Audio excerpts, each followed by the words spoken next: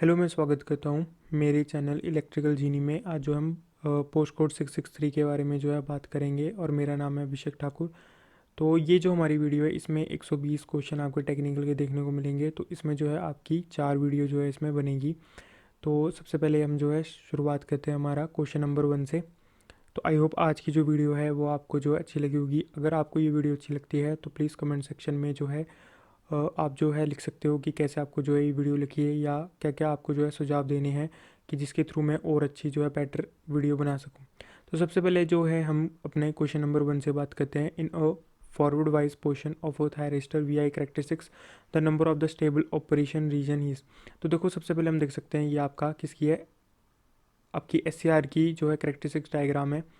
तो इसमें आप देख सकते हो कि यहाँ पर वोल्टेज एंड करंट है, देख सकते हो यहाँ पर आपका जो है लीकेज करंट फ्लो करेगा। ये VBO ब्रेकडाउन वोल्टेज के नीचे नीचे आपका लीकेज करंट फ्लो करेगा। ये आपका फॉरवर्ड वाइज है। तो फॉरवर्ड वाइज में आपका जो है दो स्टेबल ऑपरेटिंग रीजन मिलेंगे, forward blocking and forward conducting की बात करेंगे। तो यहाँ पर हम बात कर सकते हैं कि जो अपना यहाँ पर है ब्रेकडाउन वोल्टेज। तो जो अपना ब्रेकडाउन वोल्टेज होती है उसकी वजह से अपने लॉसेस क्या होते हैं, हमेशा हम चाहते हैं कि अपना जो SCR है वो ब्रेकडाउन वोल्टेज से नीचे नीचे ही ऑपरेट करें। फॉर एग्जांपल अगर आपका ब्रेकडाउन वोल्टेज से ऊपर जाता है जिसकी वजह से आपकी जो हाई पावर होगी, पावर की वजह से आपका हाई करंट होगा, हाई करंट की वजह से आपका जो है हाइट हीट लॉस देखने को मिलेंगे, जिसके थ्रू आपका जो SCR है फिर वो ख़राब हो जाता है। एंड जिसके थ्रू हम चाहते हैं कि कभी भी हमारा जो SCR है वो ब्रेकडाउन वोल्टेज के ऊपर ऑपरेट ना करें। तो अब इसके लिए हम करेंगे क्या, तो हमें पता है कि हम इसमें इस्तेमाल करेंगे आपका नंबर ऑफ़ जो है इसमें फॉलिंग आपकी जो है ट्रिगरिंग सर्किट्स का जो है इस्तेमाल किया जाता है। जो हमारे पास वेरिएंस ट्रिगरिंग सर्किट का इस्तेमाल किया जाता है, जैसे पहला है voltage thyristor triggering, thermal, light, dV/dt and gate. तो इसमें हम जो है गेट ट्रिगरिंग मेथड का जो है इस्तेमाल करते हैं। अब देखो गेट ट्रिगरिंग मेथड के थ्रू होता क्या है कि जो हमारी ब्रेकडाउन वोल्टेज होती है वो इसके थ्रू रिड्यूस हो जाती है। जैसे जैसे हम जो है करंट को बुलाएंगे, जैसे देखो यहाँ पर IG0, IG1, IG2, जैसे जैसे आपका जो गेट करंट बढ़ता रहेगा वैसे वैसे आपकी जो ब्रेकडाउन वोल्टेज है वो भी कम होती रहेगी। तो यहाँ पर जो है इसका इस्तेमाल किया जाता है।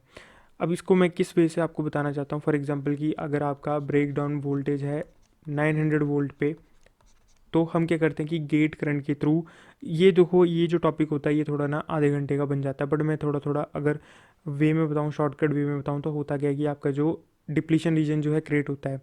तो होता क्या है कि यहाँ पर कि ये आपका फॉरवर्ड वाइज होता है, ये आपका फॉरवर्ड वाइज होता है, ये आपका जो है रिवर्स वाइज होता है। एंड इसमें जो आपका डिप्लीशन रीजन बनता है वो इस तरीके से आप जो है देखने को मिलता है। तो ये आपका जो है डिप्लीशन रीजन है। तो इसमें क्या होता है कि आपका ये यहाँ पर एक तरीके से recombination of an holes and electrons होते हैं, जिसके थ्रू यहाँ पर जो है आइंस फ्लो नहीं कर पाते, इसके थ्रू आइंस आपके फ्लो नहीं कर पाते। तो एक तरीके से ब्लॉक के जैसे यहाँ पर जो है एक्ट करता है।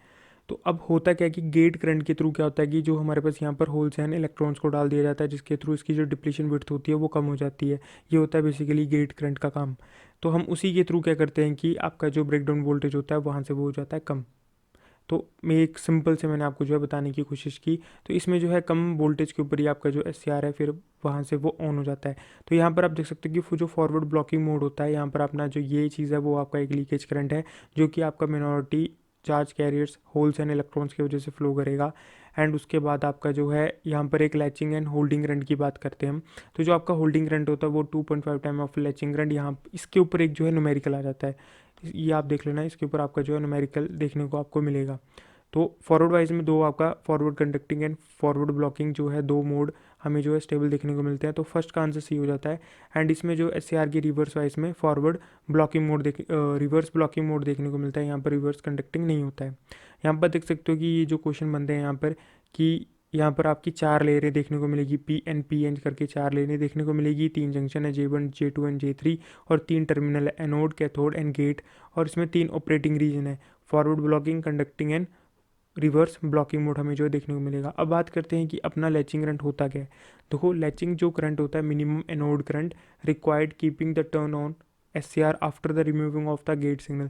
मतलब एक आप जो है वैल्यू मान के चलो, अगर उतने तक इसका करंट होता है, एनोड करंट होता है, तो उसके थ्रू आप जो है गेट करंट को हटा भी दोगे तब भी आपका जो SCR है वो ऑफ नहीं होगा। तो जो हमारा ये इंपॉर्टेंट है, लैचिंग करंट जो होता है वो 2 to 3 time of an holding current हमें जो है देखने को मिलता है। होल्डिंग करंट का मतलब होता है कि minimum anode current beyond the SCR is turn off, एक ऐसी वैल्यू जिसके नीचे आपका जो है SCR ऑफ हो जाएगा। यहाँ पर आप देख सकते हो होल्डिंग करंट यहाँ पर है, इसके ऊपर अगर इस इतने तक आपका एनोड जो करंट है, अगर हम इसमें गेट करंट को भी हटा देते हैं तब भी अपना जो एस ऑन होगा और होल्डिंग करंट के नीचे अपना जो है एस ऑफ हो जाएगा। मतलब बेसिकली अगर हमें एस को बंद करना है तो हमें जो एनोड करंट की वैल्यू को होल्डिंग करंट के नीचे लेकर जाना पड़ता है। अब इसमें ये भी इंपॉर्टेंट क्वेश्चन बनता है कि जो लैचिंग एंड होल्डिंग करंट होता है वो डिपेंड नहीं करते हैं किसके, गेट करंट के ऊपर। तो ये आपका इंपॉर्टेंट क्वेश्चन है, ये इसको आप देख सकते हो। एक तो ये वाला इंपॉर्टेंट बन जाता है, उसका ये जो आपका फॉर्मूला है वो बन जाता है, और लैचिंग एंड होल्डिंग करंट होता गया है, ये आप देख सकते हो। 4 लेयर है, 3 junction, 3 terminal, 3 operating region, forward wise में 2 आपका स्टेबल होता है और रिवर्स वाइज में आपका एक ही स्टेबल रीजन अपने को देखने को मिलता है। और आपका जो लैचिंग करंट होता है वो 2.5 time of an holding current, यहाँ से जो है क्वेश्चन पूछे जाते हैं। उसके बाद अगर हम बात करते हैं various turn on method of N S आपका voltage triggering thyristor triggering method होता है। ये एक तरीके से आपका ब्रेकडाउन वोल्टेज के तक लेकर जो है वोल्टेज को लेकर जाते हैं, जिसके थ्रू अपना एस ख़राब हो जाता है, तो उसका इस्तेमाल नहीं करते। थर्मल आपका जो है फॉल्स ट्रिगरिंग करता है, डी वी/डी टी भी आपका फॉल्स ट्रिगरिंग करती है। ये आपका जो है लाइट एक्टिवेटेड एस होता है, ये नंबर ऑफ एस को ऑन करना है उसके लिए इस्तेमाल किया जाता है। एंड गेट का तो कॉमनली इसी का इस्तेमाल किया जाता है क्योंकि ये सेफ़ होता है। तो ये आपके हो जाता है पहला क्वेश्चन कंप्लीट। तो आई होप आपको जो है ये पहला क्वेश्चन अच्छी तरीके से जो है समझ आ गया होगा। अगर हम जो है अभी सेकंड क्वेश्चन की बात करते हैं, the dv/dt effect in an S can be result in, देखो इसको अगर समझाना है तो उसको लगते हैं फॉर एग्जांपल 10 मिनट लगते हैं, बट आप इसको याद रख सकते हो कि यहाँ पर जो है फॉल्स ट्रिगरिंग जो है होती है dv/dt। अब देखो इसको मैं बता सकता हूँ कि जब भी हम यहाँ पर बात करते हैं प्रोटेक्शन ऑफ एन एस में, तो हम एक दिखते हैं नॉइस एंड ट्रांजिएंट। तो नॉइस एंड ट्रांजिएंट के थ्रू यहाँ पर जो है आपको फॉल्स ट्रिगरिंग देखने को मिलती है। तो अगर हम थर्ड क्वेश्चन की बात करते हैं, the snubber circuit is use in the thyristor circuit 4, तो स्नबर सर्किट का हम इसमें हाई dv/dt प्रोटेक्शन के लिए जो है इस्तेमाल करते हैं। तो ये जो हम नंबर ऑफ टाइम ये ऐसे क्वेश्चन जो है रिपीट होते हैं, तो मैं इसी डायग्राम को जो है यहाँ पर एक्सप्लेन करता हूँ। तो अगर आप बात करते हो यहाँ पर हाई वोल्टेज के लिए, तो हम dv/dt प्रोटेक्शन का इस्तेमाल करते हैं, जहाँ पर कि आर एन सी आपके जो हैं ये देखो सीरीज़ में और ये एस के पैरल में जो है कनेक्टेड होंगे। तो आर एन सी के सर्किट को बोलते हैं स्नबर सर्किट। और यहाँ पर बात करते हैं अगर आपका ओवर वोल्टेज प्रोटेक्शन के लिए, तो हम इसमें वेरिएस्टर का इस्तेमाल करते हैं, जो कि एक नॉन लीनियर रेजिस्टर मीन जो ओम्स लॉ के ऊपर फॉलो नहीं करता है। यहाँ पर हीट से बचने के लिए जो है, जैसे आपका यहाँ पर था नहीं थर्मल ट्रिगरिंग, तो उसके लिए हमने प्रिवेंट करने के लिए हमें जो है हीट सिंक का इस्तेमाल किया जाता है, जो कि एल्यूमिनियम का होता है। इसमें बात करते हैं आप लो वैल्यू ऑफ, इसमें अगर आप लो करंट की बात करते हैं तो इसमें di/dt इंडक्टर का इस्तेमाल करते हैं, बट ये लो वैल्यू का लेते हैं। अगर इसमें हाई वैल्यू का लेंगे तो हॉट स्पॉट मीन एक तरीके से जो टर्मिनल्स होते हैं ना एस के, वहाँ पर आपको एक तरीके से हॉट मतलब कि उसके थ्रू आपका जो टर्मिनल है वो ख़राब हो जाते हैं या जल जाते हैं। और अगर आप ओवर करंट की बात करोगे तो इसमें सर्किट ब्रेकर एंड फ्यूज़ का जो है इस्तेमाल करते हैं। अब इसमें गेट की प्रोटेक्शन की बात करें तो गेट की प्रोटेक्शन में इसमें आर एन सी, जिसमें कि आपका जो है नॉइज़ एंड ट्रांजिएंट के थ्रू आपका जो है आपका एस ऑन हो जाता है। तो ये मैंने बताया था कि ये dv/dt में ये प्रॉब्लम होती है, नॉइज़ एंड ट्रांजिएंट के थ्रू अपना एस ऑन हो जाता है, तो ये गेट को ऑन करवा देता है, गेट के थ्रू ये चीज़ प्रोसेस ऑन करवा देता है। अब हम बात करेंगे ओवर वोल्टेज के लिए, तो हम जीना डायोड का इस्तेमाल करेंगे। अब ये कमेंट सेक्शन में आप बता सकते हो कि जीना डायोड जो होता है वो आपका किस लिए इस्तेमाल किया जाता है, मीन्स इसके एप्लीकेशंस क्या है। और अगर इसमें R2 की बात करेंगे तो क्या है ओवर करंट। तो यहाँ पर आप देख सकते हो ये इस चीज़ को आप जो है अपने नोट्स में ऐड कर सकते हो। जैसे ओवर करंट की बात करेंगे तो फ्यूज़ है, इसमें FACL fast acting current limiting fuse का इस्तेमाल किया जाता है। ओवर करंट के लिए सर्किट ब्रेकर। ओवर वोल्टेज के लिए आपका वेरिस्टर जो कि ZNO का बना होता है, जिनन ऑक्साइड नॉन लीनियर रेजिस्टर, जिसमें वोल्टेज ज़्यादा हो जाते हैं और रेजिस्टेंस कम हो जाता है, इसकी ज़रूरत नहीं आपको लिखने की। अगर हम हाई करंट की बात करेंगे तो इसमें लो वैल्यू ऑफ di/dt का इस्तेमाल किया जाता है, जो कि पोलराइज होता है, जो कि ओनली वन वर्क होता है एक ही डायरेक्शन में। और इसमें एल सेनेबर का इस्तेमाल किया जाता है जो कि सीरीज़ में। और इसमें हाई वैल्यू ऑफ डी/dt लेंगे तो इसमें भी फास्ट ट्रिगरिंग हमें जो है देखने को मिलेगी। अगर हम हाई वोल्टेज की बात करते हैं तो RC स्नबर, एंड ये आपका पैरेलल में कनेक्टेड होता है और अनपोलराइज होता है, मीन्स दोनों डायरेक्शन में ये जो है वर्क कर जाता है। अगर हम अगले क्वेश्चन की बात करेंगे fourth, UJT has uni junction transistor has, तो इसमें होता है स्टेबल नेगेटिव रेजिस्टेंस करेक्टरिस्टिक्स। तो प्रीवियस जो मैंने क्वेश्चन करवाए थे तो वहाँ पर इसी चीज़ के जो मैंने नोट्स बनाए थे, तो इसी चीज़ को मैंने कॉपी करके यहाँ पर लाया। तो देखो UJT is a uni junction transistor. यहाँ पर आपका जो P होता है वो हैवी डॉट होता है, ये जो P रीजन है वो हैवी डॉट होता है जो कि एमिटर के साथ कनेक्टेड है। एंड यहाँ पर जो है बात करेंगे N जो है वो आपका लाइट डॉट होता है। तो यहाँ पर देख सकते हो ये आपका लाइट डॉट है, B2 यहाँ पर है, और इसमें आपका जो है B1 इसमें जो है टर्मिनल देखने को मिलेंगे। B1 इसमें जो है आपको 2 लेयर देखने को मिलेगी, ये देखो P और N, और ये आपका जो है 3 टर्मिनल B1 B2 ये आपको देखने को मिलेगा। और इसमें negative resistance characteristics use in oscillator, जो कि यहाँ पर बताता है UJT has a negative resistance characteristics. तो देखो यहाँ पर देख सकते हो आपका एक कट ऑफ रीजन होता है, ये आपका जो है नेगेटिव रेजिस्टेंस करेक्टरिस्टिक्स देखने को मिलेगी, और यहाँ पर इसके आगे वैली पॉइंट के आगे सेचुरेशन, और आपका पीक वोल्टेज के नीचे नीचे आपका कट ऑफ। तो यहाँ पर आप देख सकते हो यूजेटी ही is use as a sawtooth generator के जैसे इसको जो है इस्तेमाल किया जाता है। ये क्वेश्चन भी इंपॉर्टेंट यहाँ पर बन जाता है। UJT has a relaxation oscillator के जैसे इस्तेमाल करते हैं, वोल्टेज रेगुलेशन के जैसे इस्तेमाल करते हैं, and widely use as a triggering device for an S. तो सबसे इंपॉर्टेंट यहाँ पर ये वाला बन जाता है आपका, ये वाला इंपॉर्टेंट, ये चीज़ इंपॉर्टेंट, ये चीज़ इंपॉर्टेंट, उसके बाद ये चीज़ इंपॉर्टेंट, एंड आपका यूनी जंक्शन ट्रांजिस्टर जो इसका आता है ना, यूनी जंक्शन, ये चीज़ इंपॉर्टेंट यहाँ पर जो है बन जाती है। अगर हम यहाँ पर बात करेंगे कि स्क्रीनशॉट यहाँ से उठा लिया मैंने टेक्स्ट बुक से, तो ये आपके नोट्स के लिए जो है बहुत ज़्यादा हेल्पफुल होगा। तो ये यहाँ पर है यूनी जंक्शन ट्रांजिस्टर है। सेमीकंडक्टर मींस इसमें एक ही जंक्शन आपको देखने को मिलेगा, 2 लेयर और एक जंक्शन। यूजेटी जो है एक एक्टिव एलिमेंट है in a UJT relaxation oscillator. UJT is an excellent switch with switching time in order of nano seconds में। It has a negative resistance region जो मैंने आपको अभी दिखाया, और इसको जो है रिलैक्सेशन ऑसिलेटर के जैसे इस्तेमाल करते हैं, क्योंकि इसकी वर्किंग के बेसिस में कैपेसिटर चार्ज एंड डिस्चार्ज, तो उसके जैसे इसका रिलैक्सेशन ऑसिलेटर जो है एम्प्लॉय किया गया है नाम। तो UJT relaxation oscillator he is called because the timing interval is step up by the charging of a capacitor and the timing interval is by a rapid discharge of the same capacitor। तो यहाँ से आप जो है समझ सकते हो, पर जो चीज़ मैंने यहाँ पर बता दी बस यहीं से क्वेश्चन जो है बनते हैं, बाकी यहाँ से बाकी क्वेश्चन आपको जो है नहीं देखने को मिलेंगे। अगर हम अपना 5th क्वेश्चन की बात करेंगे, देखो यही मैंने बताया था ना, साटूथ वेव के ऊपर क्वेश्चन बनेगा, तो यहाँ से बना when the UJT is use for triggering an SCR the wave shape of an signal obtain from the UJT circuit is. तो यहाँ पर क्या है, साटूथ वेव, सीधा याद करना है आपको। अब पावर चॉपर कन्वर्ट्स, तो पावर चॉपर जो है ये इंपॉर्टेंट बन जाता है, और ये सिंपल क्वेश्चन यहाँ से एक बार बन जाता है। तो इसमें डीसी टू वेरिएबल डीसी आपको जो है देखने को मिलेगा। तो 6 क्वेश्चन का आपका बी हो जाता है। एंड 7 क्वेश्चन की बात करें, which of the following memory uses 1 transistor and 1 capacitor. याद करने वाली चीज़ है इसमें डी रैम, एंड इसमें अगर एस राम की बात करें तो इसमें 6 बीजीटी का इस्तेमाल जो है किया जाता है। तो 7th का अपना बी हो जाता है। अगर हम 8th की बात करेंगे, the temperature variation is an, तो टेम्परेचर वेरिएशन क्या है, एक एनालॉग क्वांटिटी है। तो अगर हम अपना 9th क्वेश्चन की बात करेंगे, a Boolean algebra is known as. देखो बूलियन अलजेब्रा को स्विचिंग अलजेब्रा क्यों बोला जाता है, देखो बूलियन अलजेब्रा का मतलब होता है लॉजिक ऑपरेशन, जैसे और एंड नॉट। तो अगर हम और की एग्जांपल करेंगे, तो और में 2 स्विच को हम पैरेलल के जैसे जो है इस्तेमाल करेंगे। तो फॉर एग्जांपल मतलब एक मिनट, इस तरीके से स्विच को जो हम इस्तेमाल करेंगे, तो सप्लाई दे देते हैं। तो स्विच 1 एंड स्विच 2, अगर देखो दोनों जीरो होंगे तो सप्लाई नहीं आएगी, तो मीन्स ऑफ स्विच के जैसे काम करेगा।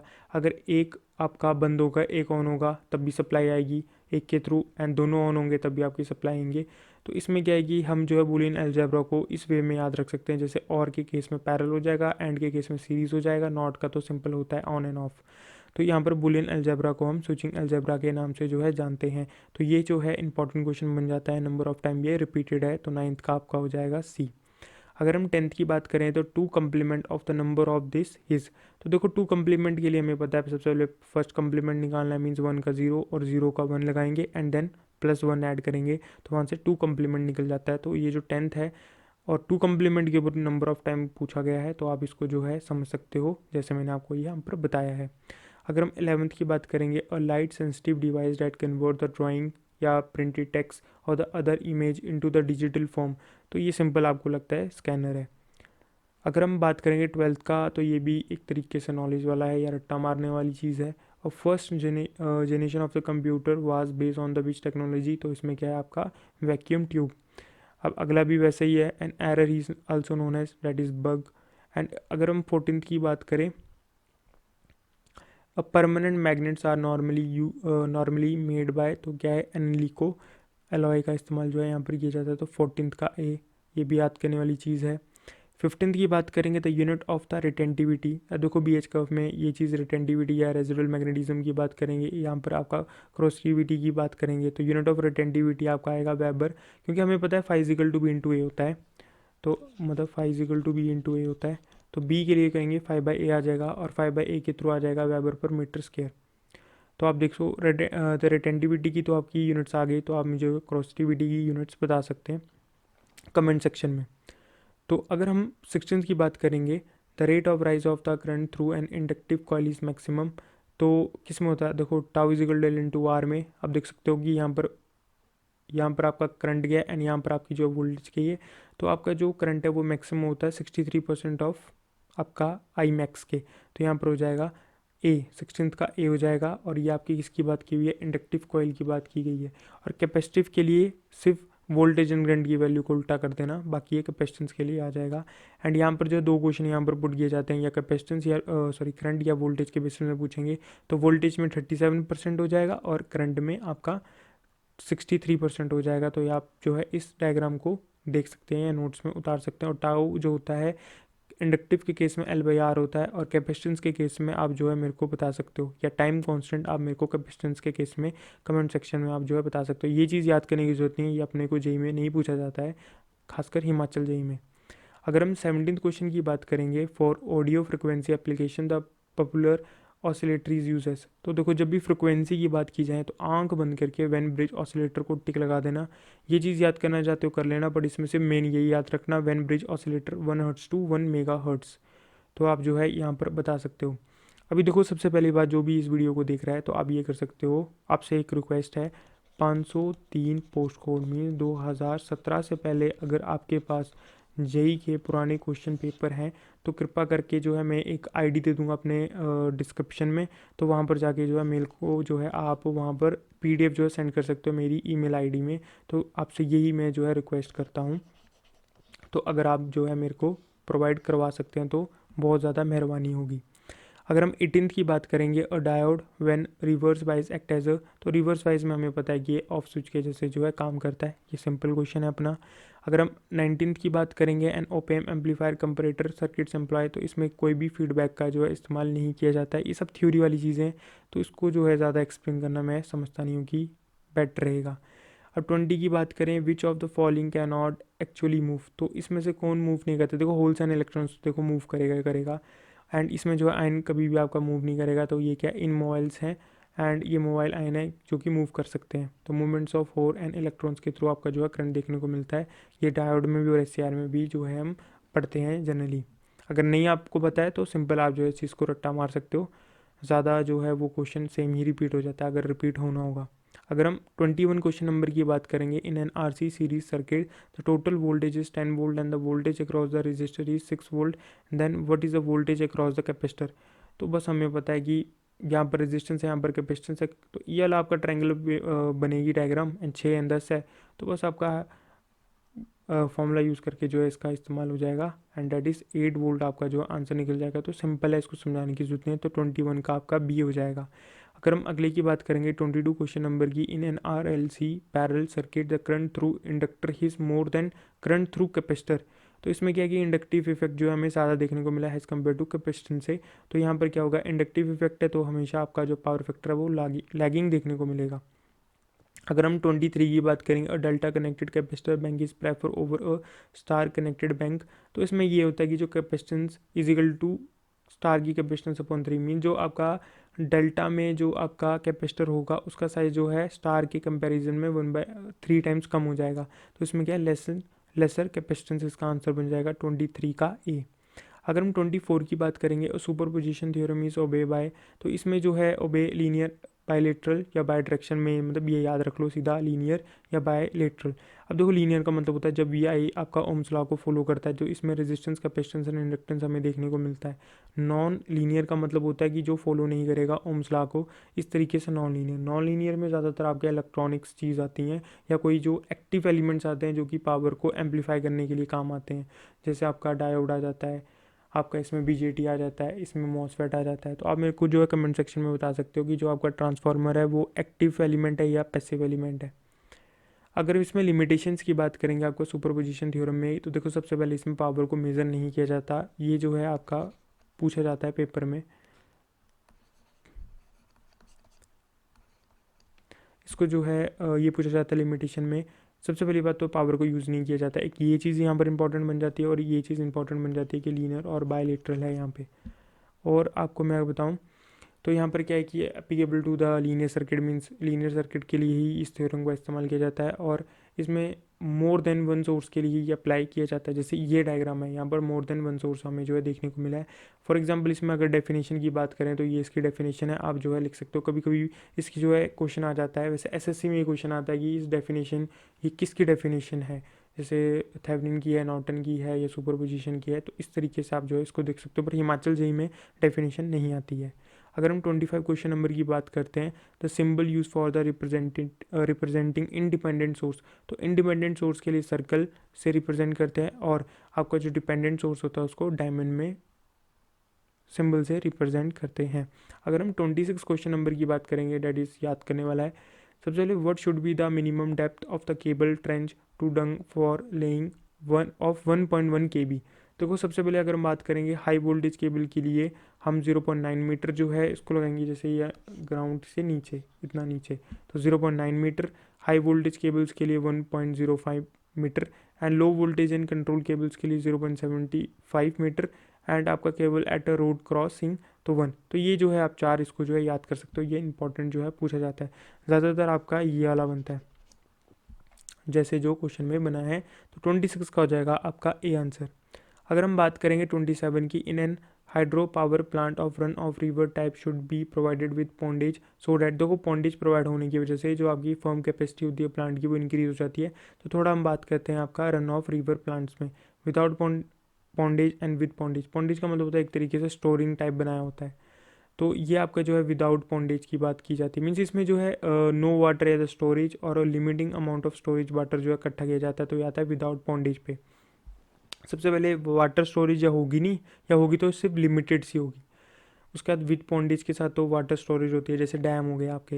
एंड यूसेज की बात करें तो जब इस्तेमाल किया जाता है जब आपका इसमें पानी होता है, और इसका जो है use with available when the water और विदाउट और विद स्टोर वाटर भी इसमें रखा जाता है। Generating capacity depends upon the rate of flow of water. Means अब देखो होता क्या है कि अगर बरसात है तभी हम जो है विदाउट पॉन्डेज वाले जो पावर प्लांट्स हैं उससे निकाल सकते हैं सप्लाई, और इनमें जो इतना ज़्यादा फर्क पड़ता नहीं क्योंकि स्टोरेज है, पानी हो ना, मतलब कि बरसात हो ना हो, बट वहाँ से जो हम इसका इस्तेमाल कर सकते हैं। तो देखो सीजनल चेंजेस के साथ, in the rainy season the water wastage occur while in the no low run off period में, and water fail too short to meet the demand. And ये आप देखो देख सकते हो, इसको ज़्यादा जो एक्सप्लेन करने की जरूरत है नहीं। And classification according to the extent of the water flow regulation, तो इसमें आपका पहला दूसरा तीसरा तीन प्रकार के आप देखने को मिलेंगे। Run of river power plant without pondage की बात करेंगे तो water is taken directly from the river, या ये आप देखने मतलब ये आप जो है पॉज करके जो है यहाँ से पढ़ सकते हो, तो ये आप देख लेना। तो थोड़ा आजकल मेरा घर में जो है शेड्यूल थोड़ा बिजी चला हुआ है, तो जिसके थ्रू मेरे को जो है टाइम नहीं मिल रहा है। एंड अगली जो जितनी भी वीडियो आएंगी वो 3 दिन के गैप में जो है इसको मैं 663 को जो है ख़त्म कर दूंगा, तो आप जो है बंद करके देख सकते हो। और जो फर्म कैपेसिटी जो थी वो है a guarantee of the level of the supply power या committed by a supplier to be available at all the time during a period covered by the commitment. अब 28 क्वेश्चन की बात करें, ये नंबर ऑफ टाइम 2 बार repeated हो चुका है, 2 बार ये किसी प्रीवियस जेई के क्वेश्चन पेपर में ये रिपीट हो चुका है, तो आप जो है इसको देख सकते हो। देखो इसमें जो आपका प्लग सेटिंग मल्टीप्लायर की बात करेंगे तो fault current in relay coil upon relay operating current के ऊपर बात करेंगे, तो इसमें करंट सेटिंग इनटू आपका सीटी सेकेंडरी रेटेड करंट आएगा इनटू सीटी रेशियो आएगा। तो इसमें जो आपका फॉल्ट करंट देखने को मिलेगा, जैसे कि फॉल्ट करंट है 2000 एम्पेयर, तो 2000 एम्पेयर आ जाएगा। करंट सेटिंग की बात करें तो 50% है। एंड इसमें अगर सीटी की स्कैनरी की बात करें तो 400/5 5 इज स्कैनरी, तो 5, एंड इसमें सीटी की रेशियो 400/5, तो मल्टीप्लाई करोगे तो इसका आंसर आ जाएगा आपका 28 का 10।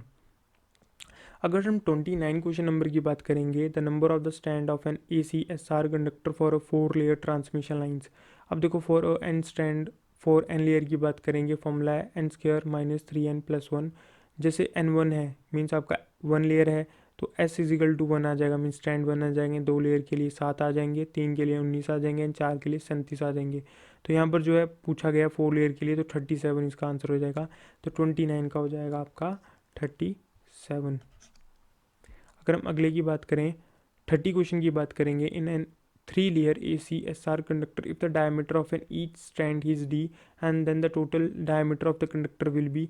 हमें फॉर्मूला है d = मीन्स ये टोटल बड़े वाला, जैसे एक देख सकते हो यहाँ पर आपका स्टील वायर हो जाएगी, यहाँ पर आपका स्टील हो जाएगी, यहाँ पर आपका एल्यूमिनियम, और यहाँ पर आपका बीच वाला हो जाएगा स्टील। स्टील का में जो है मैकेनिकल स्ट्रेंथ को बढ़ाने के लिए जो इस्तेमाल किया जाता है। तो बाहर आपके जो है कंडक्टर्स हो जाएंगे।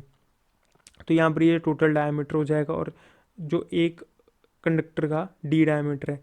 तो अगर हम इसमें बात करेंगे एन, अगर हम वन लेयर की बात करेंगे तो जो डी है वो मतलब एक तरीके से बड़ा डी छोटा डी, एंड 2 में आपका 3D, एंड 3 में आपका 5D।